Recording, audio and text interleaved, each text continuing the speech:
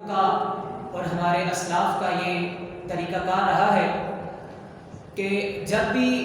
اپنے واعظ کو، اپنے کلام کو یا اپنی گفتگو کو وہ شروع فرماتے تو اس سے پہلے وہ درود پاک کی فضیلت کو ضرور بیان فرمایا کرتے تھے۔ آئیے ہم بھی ایک حدیث پاک سنتے ہیں درود اسلام کے متعلق۔ سرکار سیدنا ابوبکر صدیق اسلام کے پہلے خلیفہ کیا ہی خوب ارشاد فرماتے ہیں۔ آپ فرماتے ہیں کہ تمہارا درود پڑھنا نبی علیہ السلام کی ذات مبارکہ پر، تمہارا درود پڑھنا نبی علیہ السلام کی ذات مبارکہ پر تمہارے گناہوں کو اس طرح مٹا دیتا ہے جیسے پانی آگ کو بجھا دیتی ہے۔ اللہ اکبر، اللہ اکبر۔ اسی ذوق اور محبت اور شوق کے ساتھ میرے ساتھ مل کر پیارے آقا سرکار مدینہ صلی اللہ علیہ وسلم پر درود و سلام کا نذرانہ پیش کیجئے۔ الصلاۃ والسلام علیک یا سیدی یا رسول اللہ وعلی آلک واصحابک یا سیدی یا خاتم النبیین۔ الصلاۃ والسلام علیک یا سیدی یا جد الحسن والحسین وعلی آلہ وصحبہ وبارک وسلم۔ احباب عزیز وقار، اللہ عز و جل کا لاکھ لاکھ شکر ہے کہ رب تعالیٰ نے ایک مرتبہ پھر ہمیں یہ مبارک دن عطا فرمایا کہ جس دن کو نبی علیہ السلام نے عید کا دن قرار دیا ہے اور تمام دنوں کا اس کو سردار بھی حضور علیہ السلام نے ارشاد فرمایا ہے اس کو۔ تو اللہ تبارک و تعالیٰ کی حمد و صلوات کے بعد اور پیارے آقا سرکار مدینہ صلی اللہ علیہ وسلم کی بارگاہ بیکس میں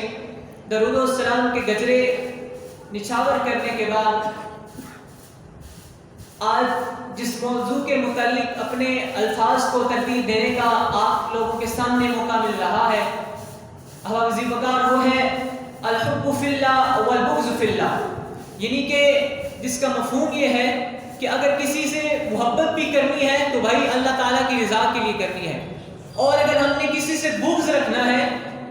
یا کسی سے دشمنی رکھنی ہے تو وہ بھی ہم نے اللہ عز و جل کی رضا کے لیے رکھنی ہے، یعنی اپنی ذات کے لیے ہم نے کوئی معاملہ نہیں کرنا،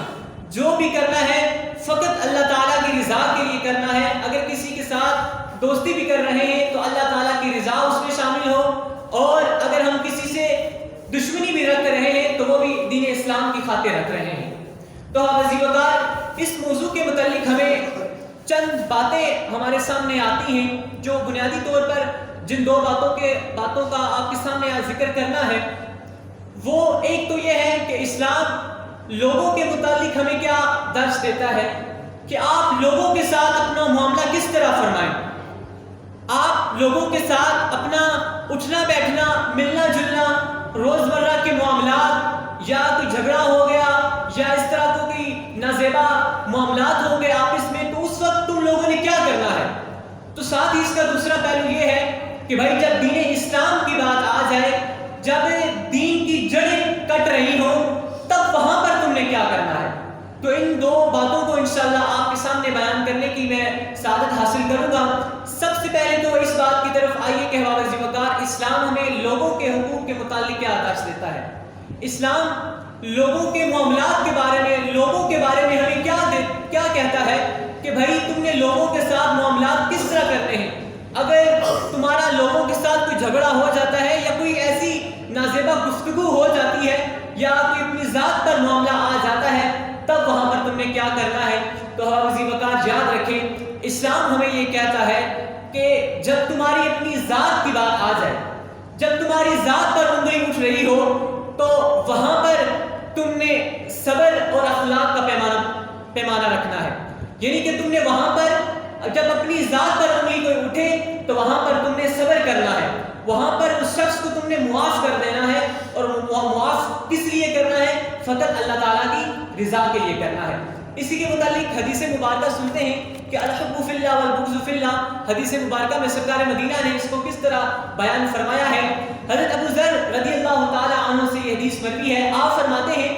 کہ نبی علیہ السلام ایک مرتبہ ہمارے پاس تشریف لائے تو سرکار مدینہ صلی اللہ علیہ وسلم نے ہم سے یہ پوچھا کہ تم لوگ جانتے ہو کہ اللہ تبارک و تعالیٰ کے نزدیک سب سے پسندیدہ عمل کیا ہے؟ کہ اللہ تعالیٰ کے نزدیک سب سے اچھا عمل، سب سے پسندیدہ عمل کیا ہے؟ تو صحابہ کرام پھر وہ عظیم ہستیاں ہیں، سب نے اپنے اجتہاد سے اپنے علم کے مطابق فرمایا کہ کسی نے کہا کہ نماز اور زکوٰۃ اللہ تبارک و تعالیٰ کو سب سے زیادہ پسندیدہ ہے، تو کسی نے کہا کہ جہاد جو ہے یہ اللہ تبارک و تعالیٰ کو سب سے زیادہ پسندیدہ ہے۔ یہ صحابہ کرام کے مختلف اقوال، حدیث مبارکہ کا جو مفہوم آپ کے سامنے بیان کر رہا ہوں، اس کے متعلق صحابہ کرام کہتے ہیں کہ اللہ تبارک و تعالیٰ کے نزدیک یہ عمل سب سے زیادہ پسندیدہ ہے۔ تو جب صحابہ کرام نے یہ کہا کہ اللہ تبارک و تعالیٰ کے نزدیک، کسی نے کہا زکوٰۃ ہے، کسی نے کہا جہاد ہے، تو بھائی کسی نے کہا نماز ہے، تو اب سنیے کہ ہمارے سرکار دو عالم نور مجسم صلی اللہ علیہ وسلم نے کیا خوب ارشاد فرمایا۔ آپ صلی اللہ علیہ وسلم نے یہ ارشاد فرمایا کہ اللہ تبارک و تعالیٰ کے نزدیک جو سب سے پسندیدہ عمل ہے وہ ہے الحب فی اللہ والبغض فی اللہ، یعنی کہ اگر کسی کے ساتھ دوستی بھی کرنی ہے تو وہ بھی اللہ تعالیٰ کی رضا کے لیے کرنی ہے، اور اگر کسی کے ساتھ دشمنی بھی کرنی ہے تو وہ بھی اللہ تعالیٰ کی رضا کے لیے کرنی ہے۔ اللہ اکبر، قربان جو سرکار مدینہ صلی اللہ علیہ وسلم کے اس فرمان پر کہ سرکار مدینہ نے اپنے اس مختصر سے فرمان کے اندر کتنی بڑی حقیقت کھول کے رکھ دی کہ بھائی اگر تم کسی کے ساتھ دوستی بھی کر رہے ہو تو وہ بھی اللہ تعالیٰ کی رضا کے لیے کرو، تو اس میں کوئی اپنی ذاتی مفاد نہ ہو کہ بھائی اس کے ساتھ میں یہ معاملہ کروں گا تو مجھے اس سے یہ نفع حاصل ہوگا، تو اگر میں اس سے کوئی بھی معاملہ رکھوں گا تو مجھے اس سے یہ فائدہ حاصل ہوگا۔ نہیں، بلکہ سرکار مدینہ نے یہ واضح طور پر ارشاد فرمایا اگر کسی کے ساتھ تم نے محبت بھی رکھنی ہے تو بھی اللہ تعالیٰ کی رضا کے لیے، اور اگر کسی کے ساتھ بغض اور عداوت رکھنی ہے، دشمنی رکھنی ہے، تو بھی اللہ تعالیٰ کی رضا کے لیے رکھنی ہے۔ عزیز وقار، اب آئیے کہ دین اسلام اتنا خوبصورت، اتنا پیارا دین ہے کہ اس نے ہمیں ہر پہلو کے اندر معتدل رہنے کا طریقہ ارشاد فرمایا ہے۔ اب ذرا آئیے لوگوں کے معاملات کے اندر کہ اسلام نے لوگوں کے ساتھ رہنے کے متعلق ہمیں کیا درس ارشاد فرمایا ہے۔ تو یاد رکھیں عزیز وقار، اسلام نے ہمیں یہ درس دیا ہے کہ جب اے حضرت انسان تمہاری ذات کی بات آ جائے، جب تمہاری ذات کوئی معاملہ آ پڑے جو تمہارے حق میں بہتر نہیں تھا، تو یاد رکھو اے حضرت انسان وہاں پر تم نے معافی کا پہلو اپنانا ہے، وہاں پر تم نے معافی کا پہلو اپنانا ہے، اور تم نے اس شخص کو معاف کر دینا ہے۔ آئیے اسی کے متعلق ہم چند حدیث مبارکہ سنتے ہیں۔ پہلی حدیث مبارکہ شعب الایمان کی حدیث پاک ہے۔ سیدنا موسیٰ علیہ نبینا علیہ السلام اللہ تعالیٰ کی بارگاہ میں عرض کرتے ہیں کہ یا اللہ عز و جل، اے اللہ تیرے نزدیک کون سا بندہ سب سے زیادہ عزت والا ہے؟ سیدنا موسیٰ اللہ تعالیٰ کے نبی یہ اللہ کی بارگاہ میں عرض کر رہے ہیں کہ یا اللہ تیری بارگاہ میں سب سے زیادہ عزت والا بندہ کون ہے؟ تو ہمارے خالق و مالک اللہ تبارک و تعالیٰ نے کیا خوب آگے سے ارشاد فرمایا۔ اللہ تعالیٰ آگے سے فرماتا ہے کہ وہ جو بدلہ لینے کی قدرت کے باوجود معاف کر دے، وہ جو بدلہ لینے کی قدرت کے باوجود معاف کر دے، وہ میرے نزدیک سب سے زیادہ پسندیدہ بندہ ہے۔ اللہ اکبر۔ اب آپ اس بات دیکھیں اس حدیث پاک کے اندر ہمیں درس کیا مل رہا ہے کہ لوگوں میں جو سب سے زیادہ عزت دار ہے، سب سے زیادہ جو رب تعالیٰ کو پسندیدہ بندہ ہے، وہ شخص ہے کہ جس کے پاس بدلہ لینے کی قدرت موجود بھی ہے، طاقت موجود بھی ہے، اس کے باوجود وہ اللہ تعالیٰ کی رضا کے لیے معاف کر دیتا ہے، وہ اللہ تعالیٰ کی رضا کے لیے اس شخص کو معاف کر دیتا ہے کہ بھائی جا میں نے یہ اپنا ذمہ اللہ تبارک و تعالیٰ کی ذات کے لیے تجھے معاف کیا، جہاں میں نے تجھے معاف کیا اس کا بدلہ میں تجھ سے نہیں لیتا۔ لیکن یاد رکھیں عزیز وقار، آج کا معاف کرنا کل قیامت دن ہمیں ہمارے نامہ اعمال کو بھاری کر دے گا۔ آج کا ہمیں معاف کرنا، اپنی ذات کے لیے معاف کرنا، کل قیامت کے دن ہمارے لیے جنت میں جانے کا باعث بن جائے گا۔ اسی کے متعلق دوسری حدیث پاک سنتے ہیں۔ سیدنا انس بن مالک رضی اللہ تعالی عنہ سے یہ حدیث مروی ہے کہ سرکار دو عالم نور مجسم صلی اللہ علیہ وسلم یہ ارشاد فرماتے ہیں کہ جس کا مفہوم آپ کے سامنے عرض کر رہا ہوں۔ حضور نے فرمایا کہ قیامت کے دن اعلان کیا جائے گا کہ اب اعلان کیا جائے گا؟ فرمایا کہ قیامت کے دن اعلان کیا جائے گا کہ جس کا اجر اللہ تعالیٰ کی ذمہ ہے وہ اٹھے اور جنت میں چلا جائے، وہ اٹھے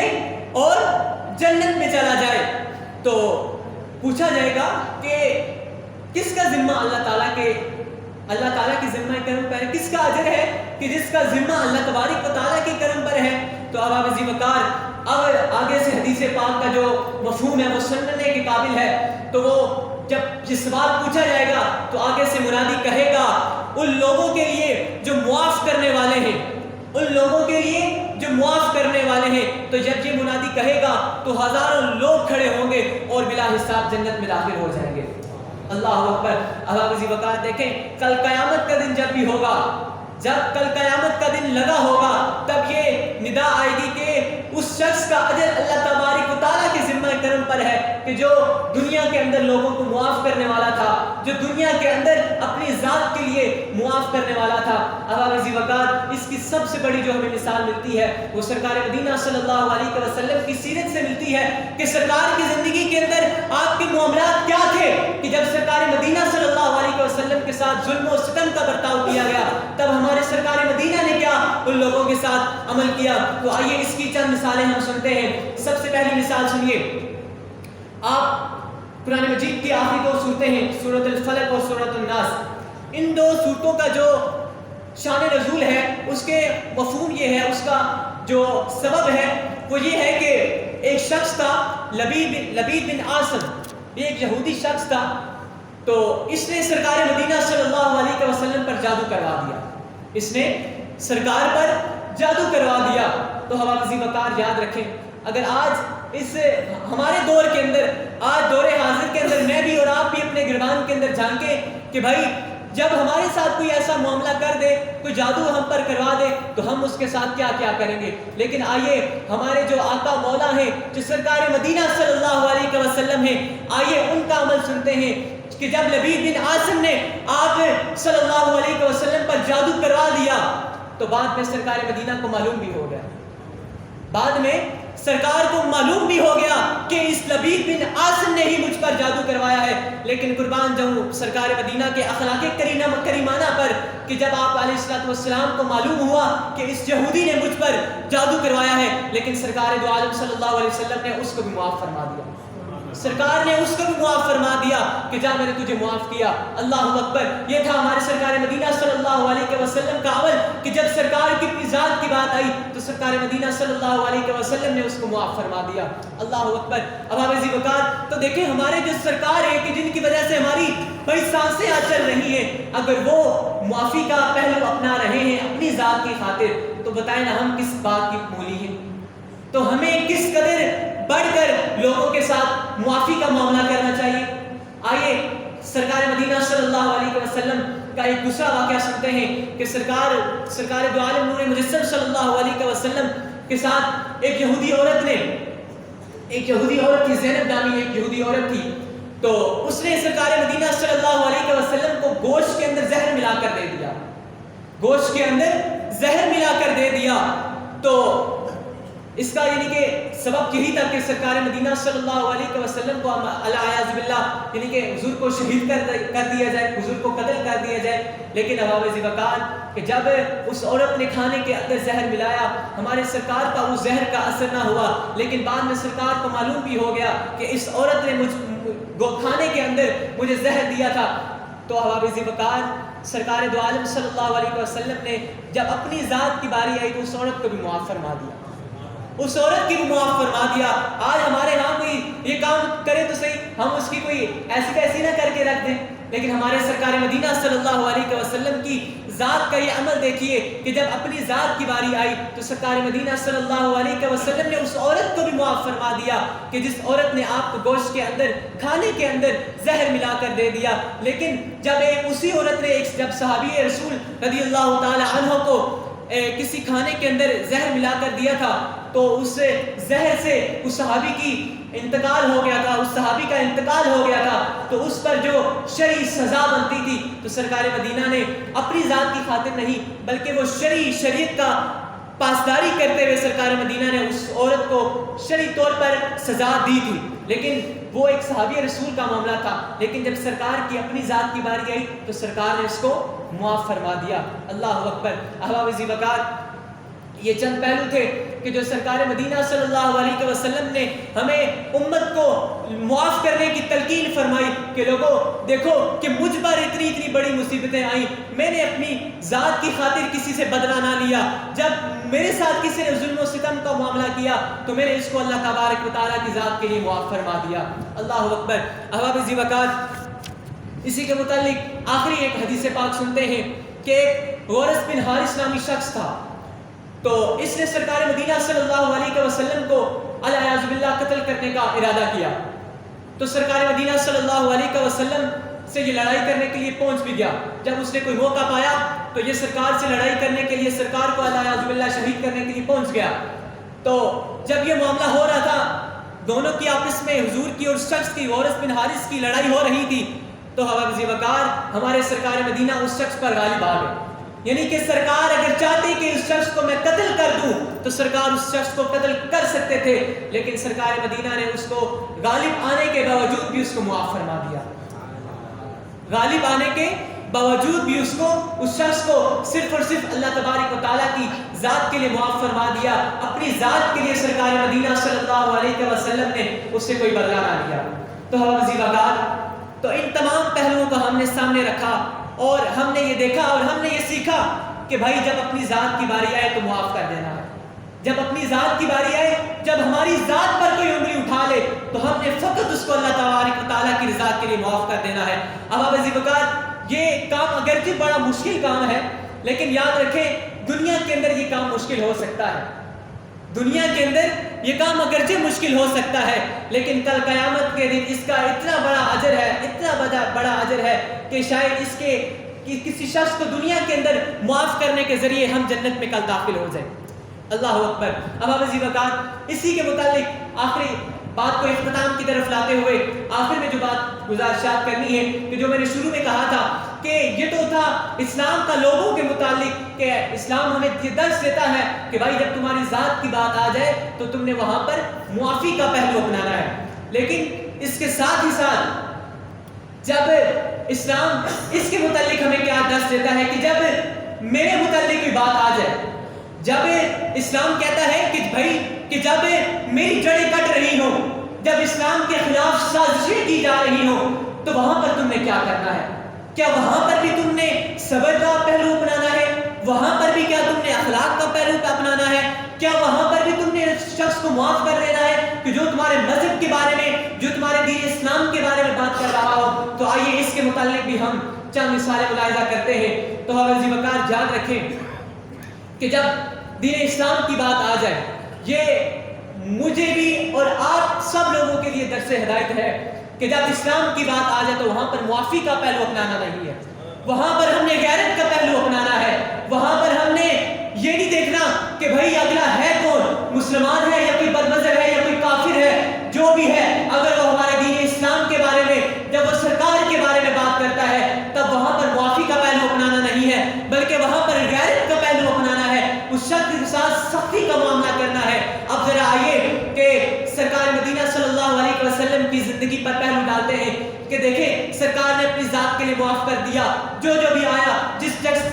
شخص نے بھی سرکار کے ساتھ ظلم و ستم کا معاملہ کیا، سرکار نے اس کو معاف کر دیا فقط اللہ تبارک و تعالیٰ کی رضا کے لیے۔ لیکن احباب ذی وقار، جب اسلام کی باری آئی تو سرکار مدینہ صلی اللہ علیہ وسلم نے صبر یا اخلاق کا پہلو اپنایا نہیں بلکہ تلوار اٹھائی ہے۔ جب دین اسلام کی باری آئی، جب دین اسلام کے خلاف فتنے اٹھ رہے تھے تو سرکار مدینہ نے وہاں پر صبر یا اخلاق کا پہلو نہیں اپنایا بلکہ سرکار نے وہاں پر غیرت ایمانی کا پہلو اپنایا ہے۔ اب ذرا اس کی ایک مثال ملاحظہ فرمائیں۔ اب آپ اگر اسلام کی پہلی تاریخ کو دیکھیں کہ جب سرکار مدینہ نے اعلان نبوت نہیں فرمایا تھا، جب سرکار مکہ میں تشریف فرما تھے، تو آپ ذرا سوچیں کہ وہ کون سا ظلم نہیں ہے کہ جو کفار مکہ نے حضور پر کیا نہیں ہے، وہ کون سا ظلم نہیں تھا کہ جو سرکار دو عالم صلی اللہ علیہ وسلم کی ذات پر کفار مکہ نے نہیں کیا، لیکن سرکار نے اپنی ذات کے لیے معاف کیا، سرکار نے اپنی ذات کے لیے کیا کیا؟ معاف کیا۔ لیکن جب دیکھا کہ ظلم و ستم دین اسلام کے خلاف حد سے زیادہ تجاوز کر رہے ہیں، تو وہاں پر سرکار نے پھر اخلاق کا پہلو نہیں اپنایا، بلکہ وہاں پر پھر سرکار مدینہ صلی اللہ علیہ وسلم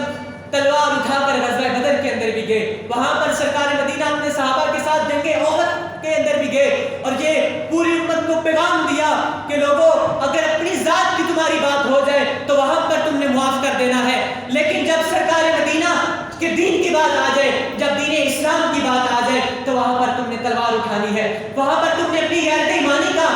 جو ہے تقاضا ہے وہ دکھانا ہے۔ تو حافظ وقار اس کی اگر ایک اور مثال دیکھیں کہ جب سرکار مدینہ کی ظاہری حیات کے بعد منکرین ختم نبوت کا فتنہ اٹھا، منکرین زکات کا فتنہ اٹھا، تو سرکار سیدنا ابوبکر صدیق رضی اللہ تعالی عنہ وہاں پر صبر یا اخلاق کا پہلو نہیں اپناتے، بلکہ وہاں پر سرکار سیدنا ابوبکر صدیق رضی اللہ تعالی عنہ تلوار لے کر میدان جنگ میں جاتے ہیں، تلوار لے کر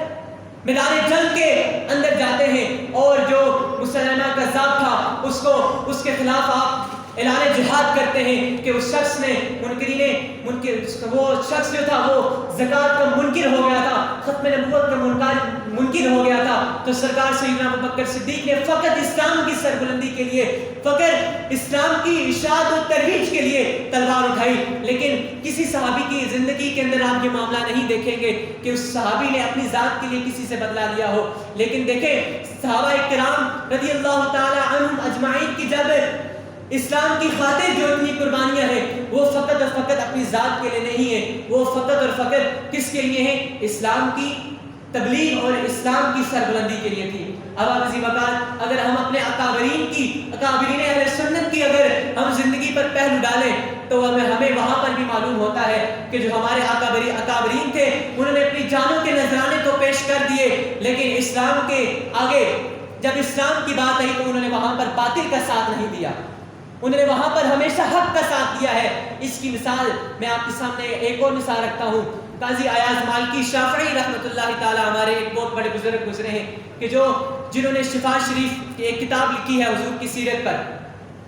جب آپ کا دور تھا،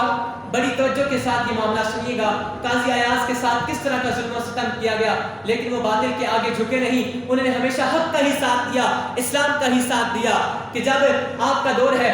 کہ جو وہاں پر حاکم وقت تھا تو وہ گمراہ ہو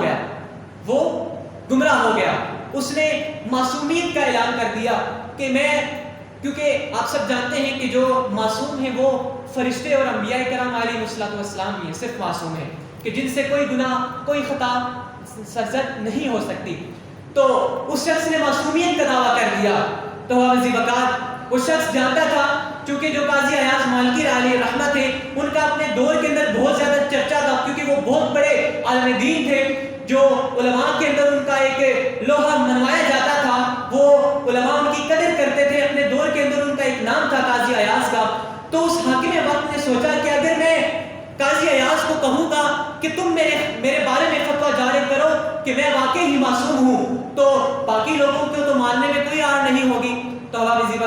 جب قاضی ایاز کی بارگاہ میں یہ فتویٰ لایا گیا، وہ حاکم وقت قاضی ایاز کی بارگاہ میں حاضر ہوا کہ تم میرے بارے میں یہ فتویٰ جاری کرو کہ میں معصوم ہوں۔ تو قاضی ایاز کی زندگی پر قربان جاؤں، قاضی ایاز نے آگے سے یہ نہیں کہا کہ تم بھائی حاکم وقت ہو کہ میں تمہارے سامنے سرخم تسلیم کر لوں گا، میں تمہارے سامنے جھک جاؤں گا، بلکہ قاضی ایاز نے وہاں پر اپنی غیرت کا تقاضا دیا، وہاں پر اپنی غیرت کا پہلو اپنایا۔ تو آپ علی رحمہ نے اس کو حاکم وقت کو جواب دیا کہ تو جھوٹا ہے، تو کذاب ہے، تو کبھی بھی معصوم نہیں ہو سکتا۔ تو دیکھیں آپ حاکم وقت کے سامنے ڈٹ گئے کہ بھائی تو جھوٹا ہے، تو کذاب ہے، تو دین اسلام کے اندر تحریف کرنا چاہتا ہے۔ تو قربان جاؤں قاضی ایاز کی اس ہمت پر، اس کی غیرت ایمانی پر قاضی ایاز کی، کہ جب آپ نے یہ اس کے خلاف فتویٰ جاری کیا تو تو اس آگے اگلا جو معاملہ ہے اس سے دل خون کا آنسور ہوتا ہے کہ جب آپ نے اس کے خلاف فتویٰ جاری فرمایا تو اس حاکم وقت میں آپ رضی اللہ تعالی عنہ، آپ قاضی ایاز مالکی کی جو وجود تھا، جو آپ کا جسم تھا، اس کی بوٹی بوٹی کر کے رکھ دی، قاضی ایاز مالکی کے جسم کی بوٹی بوٹی کر کے رکھ دی۔ لیکن قاضی ایاز مالکی نے اف تک نہ کی کہ بھائی جب ان کا کوئی جسم کا کوئی حصہ کاٹا جا رہا تھا تو قاضی ایاز چاہتے تو بھائی ہٹ سکتے تھے نا، اس کے اس کے حق میں بھی تو فتویٰ جاری کر سکتے تھے نا، لیکن قاضی ایاز نے ہمیں امت کو تعلیم دی ہے کہ بھائی جب اسلام کی بات آ جائے تو وہاں پر تمہیں جھکنا نہیں ہے، بلکہ وہاں پر تم اپنے اگر تمہاری جان کا بھی معاملہ آ پہنچے تو وہاں پر تم نے اپنی جان کی بھی پرواہ نہیں کرنی، اگر جان جاتی ہے تو جائے، لیکن دین اسلام کے متعلق کوئی انگلی نہ اٹھائے۔ اللہ اکبر۔ اب آپ اسی وقت دیکھیں قاضی ایاز مالکی علیہ رحمہ کا اتنا بڑا انہوں نے اپنا جسم تو کٹوا لیا، اپنے جسم کا اپنے وجود کی بوٹی تو کروا لی، لیکن حاکم وقت کے سامنے آپ ڈٹے رہے صرف اور صرف اسلام کی خاطر، کیونکہ اگر کسی شخص کو معصوم قرار دے دیا جائے تو اسلام کے اندر بہت بڑی خرابی کا ایک پہلو نکل آتا ہے۔ تو اب اسی وقت اللہ تبارک و تعالیٰ سے دعا ہے کہ اللہ تعالیٰ ہمیں اپنی ذات کے لیے معاف کرنا، اپنی ذات کے لیے معاف کرنا ہمیں اللہ تبارک و تعالیٰ اس کی توفیق دے، لیکن جب دین اسلام کے متعلق جب سرکار کی عزت و ناموس کی بات آئے، جب سرکار مدینہ کی ختم نبوت کی بات آئے تو وہاں پر ہم نے صبر اخلاق کا پہلو اپنانا نہیں ہے، بلکہ وہاں پر غیرت ایمانی کا پہلو اپنانا ہے۔ تو اللہ تبارک و تعالیٰ سے دعا ہے کہ اللہ تبارک و تعالیٰ ہم سب کو عمل کی کرنے کی توفیق عطا فرمائے۔ اور آخر میں ایک اور ہمارے بزرگ کا واقعہ سن لیں جو پچھلی صدی کے ہمارے بزرگ ہیں، امام احمد نورانی رحمۃ اللہ تعالیٰ علیہ، کہ جن کا آپ نے بکثرت تحریک ختم نبوت کے اندر ان کا نام آپ نے سنا ہوگا۔ آئیے ذرا ان کا ایک واقعہ سنتے ہیں، اس کے بعد بات کو ختم کرتا ہوں۔ جب قادیانیت کا فتنہ اٹھا تو امام احمد نورانی علیہ رحمہ نے جو قادیانیت کو کافر قرار دینے کا جو بل تھا وہ اسمبلی کے اندر پیش کیا۔ تو آپ جب ایک دفعہ امریکہ کے دورے پر تشریف لے کر جاتے ہیں تو وہاں پر آپ کو ایک پیشکش ہوتی ہے کہ تم اس معاملے سے ہٹ جاؤ، ہم تمہیں کروڑوں کی آفر کرتے ہیں، تم فقط اس معاملے سے ہٹ جاؤ۔ تو آپ وقار قربان جاؤں امام احمد نورانی پر، آپ نے فرمایا کہ تمہارے میں ان کروڑوں اربوں کو اپنی جوتی کی نوک پر بھی نہیں رکھتا، میرا سودا بازار مصطفیٰ میں ہو چکا ہے، تمہارا جتنوں کا بھی تم میرے ساتھ معاملہ کرنا چاہتے ہو میں اس کو اپنی جوتی کی نوک پر بھی نہیں رکھتا۔ کیونکہ یہاں پر اسلام کی بات تھی، یہاں پر سرکار مدینہ کی ختم نبوت کی بات تھی۔ آپ نے فرمایا کہ جاؤ، میں تمہارا کوئی سودا قبول نہیں کرتا، میں تمہارے اس سودے کو اپنی جوتی کی نوک پر بھی نہیں رکھتا، چونکہ میرا سودا جو ہے وہ بازار مصطفیٰ صلی اللہ علیہ وسلم میں ہو چکا ہے۔ اللہ تبارک و تعالیٰ سے دعا ہے کہ اللہ تبارک و تعالیٰ ہم سب کو دین اسلام کے لیے غیرت کا پہلو اپنانے کی توفیق عطا فرمائے، اور ہمیشہ اپنی ذات کے لیے عوابی ذی وقار معاف کرنا سیکھیں، چونکہ کل قیامت کے دن اس کا اجر بہت بڑا ہے، اس کا اجر شاید ہمیں آج دنیا کے اندر معاف کرنے کے سبب کل اس کے ذریعے ہمیں جنت میں داخل کر دیا جائے۔ تو اللہ تبارک و تعالیٰ سے دعا ہے کہ جہاں پر دین اسلام کی بات ہو تو وہاں پر ہمیں غیرت کا پہلو اپنانے کی توفیق عطا فرمائے۔ اللہ تبارک و تعالیٰ سے دعا ہے کہ اللہ تعالیٰ ہم سب کو عمل کی توفیق عطا فرمائے۔ وآخر دعوانا ان الحمد للہ۔